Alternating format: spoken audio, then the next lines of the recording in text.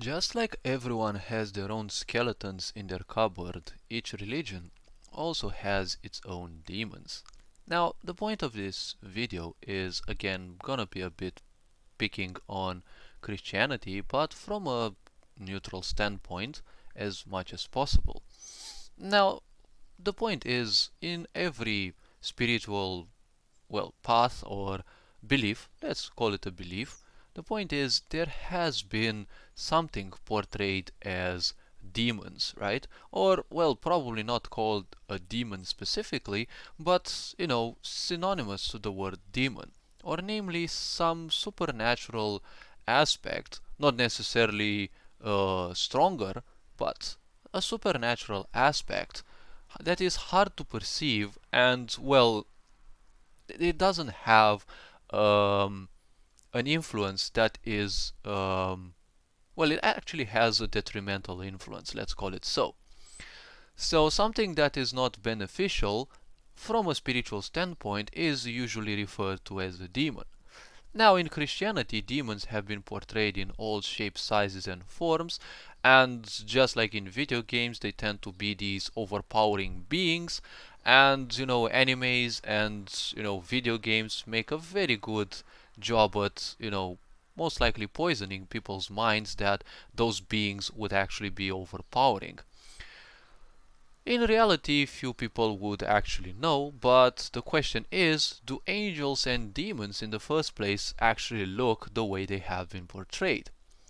Now, considering humanity has existed for thousands of years, and, well, under the influence of religious beliefs, probably even more, with Christianity being the, you know, child religion because it's kind of the newest among the other religions of the world. The point about Christianity is it has portrayed its, you know, um, otherworldly beings as human, right? Human, actually not humanoid. They are technically humans with, very little differences. This is something that I call the Star Trek effect, right? Star Trek has been a very long series, and especially in the first one, the series with Picard, there have been like so many episodes in which new races appear. Almost each and every episode, almost, has its own new race introduced, but ultimately what that race is nothing else than humans with a bit of makeup. So technically, it kind of feels a bit narcissistic that all the um, races in the universe are actually humanoid. But given the point and aspects actually of development, right, and improvement of life, the point is there seems to actually be a proof that evolution always seems, at least on this planet, to stand, right? And not pun intended, it actually seeks to stand. Now, if we look at things on our own planet, right? The beings on our own planet all have a position that doesn't include standing, right? Human beings are the only beings who stand, and chimpanzees and monkeys, but usually their spine is still arched. However, their consciousness, right, their conscientious level is not very far away from humans, right? So apparently, if something tends, and we can actually see that if life wants on this planet to become conscious, its spine has to become erect so that it is finally a transmitter and receiver, right, from, earthly energies and also astral energies, right? Things may go differently on other planets, but in terms of spirituality, I doubt there would be any difference. Now, considering humanity has been gone through, thousands upon thousands of years of ignorance, you cannot have people understand a concept that is way too much beyond their own mind. And obviously, it's kind of hard to convince people of something that is beyond them because, they'll either believe it or they simply won't. But when you live in ignorance, the point is, ignorance means accepting everything without discernment. That is why people suffer because, they believe, and belief is accepting something without, a necessity for proof. Now, a belief is always gonna trigger in ignorant people, because ignorant people are still people, and people need, even unconsciously, they need to believe in something, usually something that it is much better than them, because that is the guidance of life. Something that is better than you will always be a focus for development, right? And we have seen this throughout the development of life on this planet. If a predator is bigger than you, well, each and every individual that is killed, there is kind of a memory, right, in that race's time, and there's also a collective memory for that race. Considering that that race, like everything else, also develops unconsciously, they will trigger, a distress signal that will manifest itself through the RNA or DNA. That distress signal says, hey, I'm kind of weak against something big. So animals in time, over the course of thousands of years upon evolution, they have developed different, better defensive weapons like hardened shells, spikes, or they also became bigger because, running is one way to, well, outrunning your enemy is one way, but if you become stronger than them or immune to their weapon, then that's also a good defense. So when it comes to this, right, it's more or less, actually it's more or less important to know how ignorance works, because ignorance is very powerful, right? It actually means that you're disregarding your patience, you're disregarding your discernment, and well, that's why you're always gonna suffer. You don't like a lot of people, and you believe that by ignoring them you will simply no longer take them into account. But that's a very big problem, because ignoring a person is always funny. You hate someone so much you want to ignore them, but well, through your ignorance, funnily speaking, they're always in your mind. Because when you ignore them, you're running away from them. But funnily speaking, this is actually providing them some of your energy, because well, by running away from them, right, you can't run away from something without constantly thinking about it, right? You can't run away from nothing. If you run away from your shadow, let's say you are that afraid, well, you're always gonna think about your shadow, so you're gonna feed it with your own energy. That's why fear is a very powerful attractor. You emit a lot of your energy at a lower vibration. And well, there will be a lot of entities that will be invited. Now, demons and angels have been portrayed as humans or humanoids to a certain extent, but the point is, they aren't necessarily human, right? What if demons, and well, technically they have kind of been portrayed in these ways, but such proof has been somewhat significantly reduced. The point about this is demons aren't necessarily human, right? They are just unconscious energy forms that simply act on impulse. So the point is, when they meet ignorant people, there's impulsive behavior that meets impulsive behavior. And well, it may be that demons feed upon negative energy, but well, they are technically negative energy. So if you're putting out a lot of energy, because lower vibrations always put out energy, you need a lot of energy to support hate, right? You need especially a lot of energy to support anger, right? Many people can't be angry for more than, a short while, because anger really consumes someone. It consumes someone at such a great pace because it's like a black hole. It requires so much energy, and all that energy is being put out. Now the point is, when you put out energy, energy also gets into you, because, it's what I call the rule of 100%. You can always, and always you will be 100%. And if you slip any bit of your energy, energies from your environment will come into you, right? To replenish that which is lost. That is why people who masturbate, for example, they lose so much energy, because that life force that they have, when it is released, well, they release their creativity, right? Their creative power, and well, life energy, which kind of goes to show why men, after they release, well, they feel so groggy, right? Why they actually need to sleep. And the point is, as that happens, right, people don't naturally know, defensive mechanisms in case of, negative energy. And they also sleep with people who don't suit them. So the problem is, well, a lot of that negative energy that is within them, that is around them, and within the other person as well, will actually replace the energy they have given out, right? So the point about this is, Christianity has made a big habit of this, right? Of having people live in fear.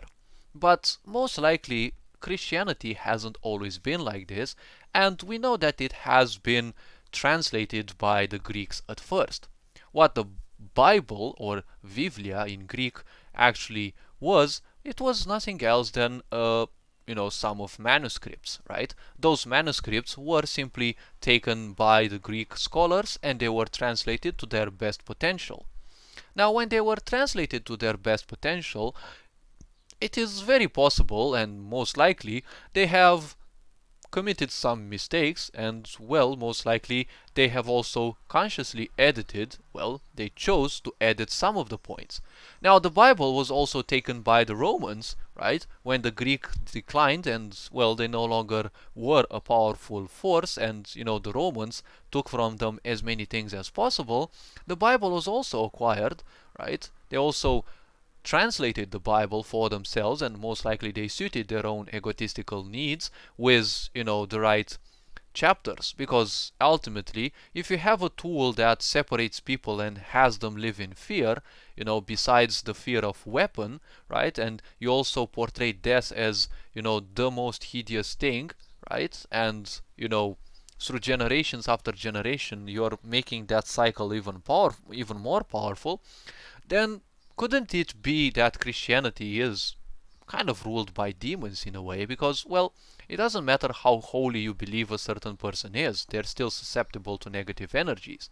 And we kind of know that Christianity has impacted humanity with a huge amount of blockage in all sorts of areas, right? Everything was governed by shame and guilt, right? Everyone would say that, sexuality is shameful, right? You should always be guilty, right? You should always feel guiltful if you indulge in that, right?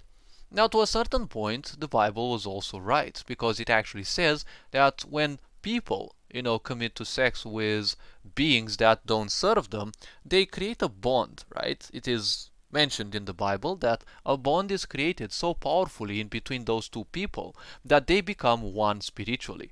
And hence why most of the people live in relationships that they cannot run away from. Now, those negative energies that are typical to those, two people, right? When they indulge in sex and, they actually become one, those negative energies also bind those people together.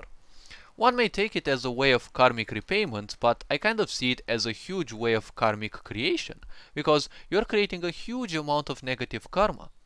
Let's not forget what Marcus Aurelius said, right? The famous Roman emperor. He said, "What we do now shall echo through eternity." So if you are consciously living your life, it is imperative that you know what mistakes you can actually do, because they will be haunting you most likely this life and, well, further lives. Now, if they're going to haunt you this life, it's not going to be a bad thing, because if you are conscious, right, you are capable of realizing certain things that will actually help you to simply, improve your life, to simply make your life far better, right, to improve your existence. Because ultimately, karma is always created. Every thought of yours, every breath, everything that you eat is technically karma. Now, there is no such thing as good and bad karma. It's just that people have been so entrenched, right, in negativity by Christianity, and have been taught to focus so much on their misery that everything they perceive is always bad, and it must be bad because, well, if it's not bad, they're not gonna suffer. And suffering is no longer gonna be their own, comfort zone. So, if Christianity has created nothing else than suffering, right, and promoted ignorance, because some people's narcissism would demand that everyone else also suffers as much as them, the point about that is, well, most likely those people sold themselves to demons and, well, negative energies, because if you're a narcissist, you can only live in utter suffering, because technically you're more or less a ignorant. Even highly functional narcissists and sociopaths, they still manifest themselves in terms of urges. Well, more highly functional versions of the two and well other um, disorders mean that they are more aware in a way, and they actually are more in control of their impulses, but still they live in an ignorant state because ultimately they are running away from the pains and traumas and suffering that have led them to become what they are. So still they are living in several levels and layers of ignorance, or let's call it, unconscious existence. So the point about that is Christianity has taught people to live in fear of the so-called God of hate, right? God of love, right? And it also promoted a lot of ignorance. Now, ignorance means separation because the moment you identify yourself with something, anyone else must be run away from if they don't think like you because ultimately they're not worthy of your attention, right? That's how things go in ignorance. So, Christianity also has created fear and has also created ignorance, and fear is only a result of ignorance. Now, there's also hatred, right, because of ignorance, and there's also a sensation of lack, a powerful sensation of lack that we also see it even till today, right? People embrace the idea of lack because most likely they are still convinced that if you live in utter poverty, right, you are reserved that place in heaven, right? So it's all about laziness, right? You don't do anything in this life and you are awarded a place in heaven, right? This is kind of the same thing, right? It is propagated into consumerism. Don't do anything, you just live your life whatever way you can, especially if you can conduct self-destruction, because if you live in ignorance, you'll always have a sensation of lack, and consumerism provides literally everything, so it is another hideous way to control people. So if it is all about control in a way, and you have feelings of lack, weren't it that feelings of lack attract negativity, right? And wasn't it that fear, the most powerful attractor, and worrying, another most powerful attractor, attract negative energy, right? Because if we are to take the law of distraction, as I call it, because I can't simply take lightly to the law of attraction, they simply claim one thing, right? What you think about, especially if you put it to the universe, right, in images and emotion, well, that's what you technically attract. When it comes to fear, what is fear? Well, a set of images that you're most likely, well, you're actually allowing your mind to come up with because you're ignorant, you're refusing to take control and, well, actually to take charge of your own mind and live your life consciously. So the point is, you are allowing your mind to create images, right? A powerful attractor, and you are reacting emotionally towards those images, right? So fear is nothing else than a bit of circus with less or stronger influences upon you, but ultimately it's nothing else than a circus. You are unconsciously allowing your mind to play in your mind, right? Inside of you, let's call it so. Now, fear will always be present, right? You don't have to augment it through any sort of belief, but fear will always be present, right? It's just that if you are consciously living life, you're not gonna allow yourself to react to it, because when you react to it, you're unleashing emotion. So you're technically telling the universe, hey, I want this, right? Now, ultimately, there are some forces and codings of the universe that will allow or disallow that to actually trigger in one's life, but, worrying is another hideous thing. Because so many people worry about their children, about their spouse, about people in their life, but you can't lie to me that you actually love someone and you're worrying about them, because worrying is like murder, right? Funnily speaking, yes. Impressed? Well, let's see why. According to the flow of distraction, the point about worrying is, well, you're always worried that something bad will happen. So you're imagining all the possible bad things that are happening, right? You're reacting emotionally to those, and you're also vividly using images, right, to imagine those. Like your son can actually experience a car crash, right, and you're experiencing all those possibilities. Someone is bumping into them, they slip off the road and they bump into a tree, right? All those vivid information, right? All those vivid images right? They are valuable information for the universe. Also your emotions, right? Because fear, right? Because, well, being worried is actually always triggered by a fear, right? And that's why both of these are a powerful attractor, because fear and worrying and anger require a huge amount of energy to be spent. So when you spend that much energy, you're like, you want to be the first in line when it comes to wish fulfillment from the universe, right? Fulfill this, fulfill this. So you're technically wishing to the universe that all those hideous things you're worrying about regarding your loved ones actually happen, right? And worse than that, you're not even grateful to the universe that those things actually don't happen, right? Doesn't this make you actually an evil person, right?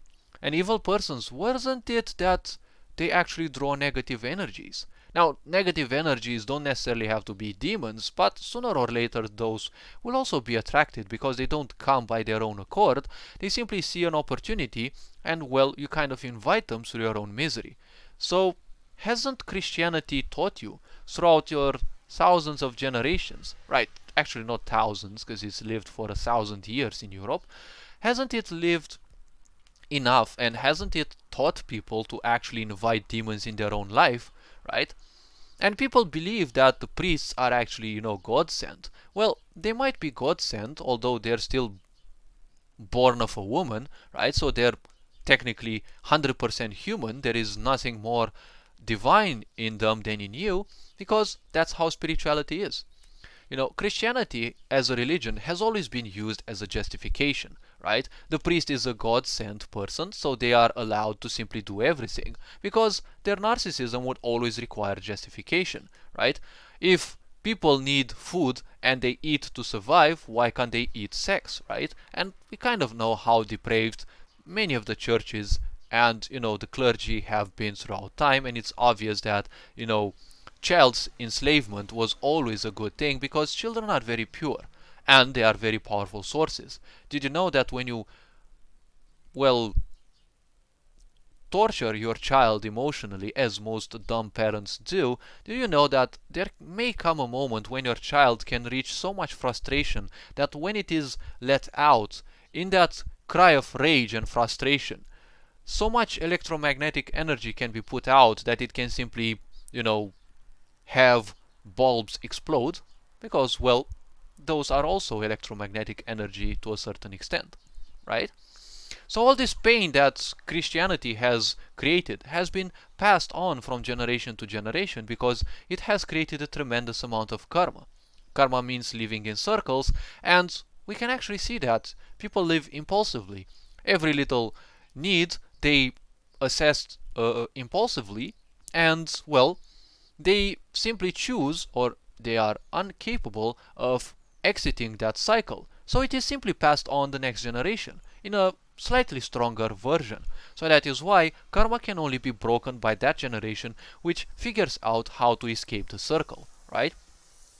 The easiest way to break karma is to break your comfort zone, because your comfort zone is usually the biggest karma, right? Now, sexuality also allows, the propagation of karma and, well, negative energies. And guess what? Christianity has negated feminine energy, which means, well, creativity has been banished, right? Because creativity is one of the bigger threats of the comfort zone, right? And you don't want other people to be better, right? You want to be crab people. Anyone who wants to become better, you're always afraid of that, so you want to pull them down, impulsively want to pull them down, because you're afraid of losing them and, well, the narcissistic supply that they can provide, right? Because people don't want attention, they want narcissistic supplies, right? People aren't fully fledged narcissists, not everyone, but society thinks of narcissistic and sociopathic traits, because all of these stem from different levels and layers of trauma, right? Done by parents who have these traits, and they will more or less consciously induce you into such layers because, well, they don't know anything else, or they actually want that in, worst case scenarios. So, with feminine energy distorted, right, humanity in Europe has lived mostly in male energy, which means impulse, right? It is an impulse to do this, an impulse to do that, right? And ultimately, what one gets to become by living like that, well, ultimately they end up living only and only in impulsive energy, right? And, well, they trap themselves in impulsive energy, and if there is no creation, they are enemies of development, right? They are enemies of change. Change is the only constant, but they are enemies of change because they love their comfort zone. They love the prison they have created. As I have been saying, the mind provides comfort to only those who feed it the most. The more you feed your mind, the more ways you give it to screw you over. Because, well, the mind will always be impulsive and will always seek ways to screw you over because you have created through ignorance such softwares that repeat within you. So if Christianity has been proposing these, then, well, isn't it a hideous construct that should be, well, I don't say purged, because you don't cure the world of something, in a hideous way. You just have to create something better and allow people to realize that that is serving them much better than what they have believed previously, right? If you are afraid of treason, right, and people leaving you behind, right, making use of you and then leaving you, well, it's because you're not working in a perspective that really, from a perspective that actually helps people, right? Don't use the mentality, have them join you, because that's kind of a little like control. But this can actually be used from a conscious perspective, right? You can do things that also help people develop their own points. That is how you will ensure that they won't betray you, right? Because everyone on this planet has their own agendas and their own needs, right? And usually these are more unconscious than conscious, but they are needed, right? We all have needs, we all have expectations, we all have wants, right? We all have our own agendas. So if your own agenda is made in such a way that can actually help other people fulfill their own agendas, they will have very little chances of actually betraying you or simply going away. Now, when you're impulsive, you want control and you want attention. So obviously you will always feel pissed when people leave you. But when you live consciously, you know that when people leave you, it's because they have their own paths. And at least you served their own paths in a certain way. Instead of living impulsively and, constantly dreaming about having $1 million, why not think about how you can actually include 1 million people in your plan, right? How can you serve 1 million people? But not necessarily by becoming their slave, but by doing something that improves the life of 1 million people. Because if you can get $1 as a donation from them for the effort that you've been doing, there you have it. You have $1 million, right? And with social media and such, you have all the needs, you have all the means possible, right? You have all the needs in the world, and you have so many means to simply, fulfill them. Now, moving even further, if humanity has done that, well, it wasn't enough, right? They also became conquerors, because that's ultimately what will happen to you if you only live in male energy. And look at the people around. Everyone is a little conqueror. They believe in their own ideas and they will die for that. And they will always be, seeking the next targets, right, to conquer. Because science and religion have proven themselves nowadays to be like that. They either conquer your mind and subjugate you to their beliefs, and again, belief is accepting something without a necessity for proof, so equals ignorance, or you're technically a heretic. Or nowadays, you're a constipational theorist if you don't agree to what science is telling you, right? And by the way, Bill Gates is actually telling you that by 2028, an even greater virus is most likely certain to come. So guess what? Right? Predictive programming. Right? There's definitely another virus that is looming around, right? And let's not forget birdsong, right? Another example, a very awesome example of, predictive programming, where people speak about, the movie is about COVID-23, right? And it's a world that is fully dominated by a new world order. Everyone is obliged to stay in homes and they cannot leave home, else they get shot by the army, right? Because everyone is susceptible to the virus, but funnily speaking, the army is immune to it, right? So isn't this another kind of how, people want to rule the world, right? Because I can't believe that, I can't accept that, the church is technically interested in doing something good, right? Both Orthodoxism and especially Catholicism have committed huge murders against humanity, right? It is obvious that they have, acted to the best of their potential because, well, humanity has lived in ignorance and unconscious behavior, so obviously no one can blame them, okay? But the point is, this is still promoted today, right? No one is fighting against those ideas because people are still living the life of their ancestors, right? They're still living in fear of God, they are still living in denial of themselves, and they still embrace poverty because they believe that if they die poor, they will go to heaven instantly. No, you will die poor, you will die in a lot of karma that poverty creates, right? And guess what? You'll still be reincarnated in this life because you have cycles to break. You will never break the cycles of karma, right? And become one with God and actually reach heaven unless you actually break your karmic cycles. That's one point, right? And humanity has become conquerors. They have spread in all over the world, all over the planet, and everywhere they went, they actually settled, more or less. Guess what? Settling means that they have had families there, and, well, didn't that mean actually they have had sex with the inhabitants? And didn't that mean that they actually shared the karma with the inhabitants, namely with the whole planet? So, isn't this a reason why the whole planet fears this white-bearded fuck that doesn't even exist, right? It is nothing else than a creation of the humans. So, isn't it funny that Christianity, the one that portrays demons, right, being banished by angels, doesn't it now look like being the greatest, proliferator for demons, right? Ignorance, fear, hatred, separation, right? Worrying. Let's not forget guilt and shame, right? Isn't it the greatest culprit then, right? That kind of invites demons in life, right? Isn't it a very powerful tool for spiritual warfare? Because ultimately, everything that sounds at least a bit like the truth is being banished, right? Is being run away from because, well, guess what? That's what Christianity has been propelling, right? It has been propelling itself. It was born out of ignorance, right? Because you have to be a big dumbwit to actually, well, you have to be ignorant actually to live unconsciously to say that the source of creation is something that's bigger than you, right?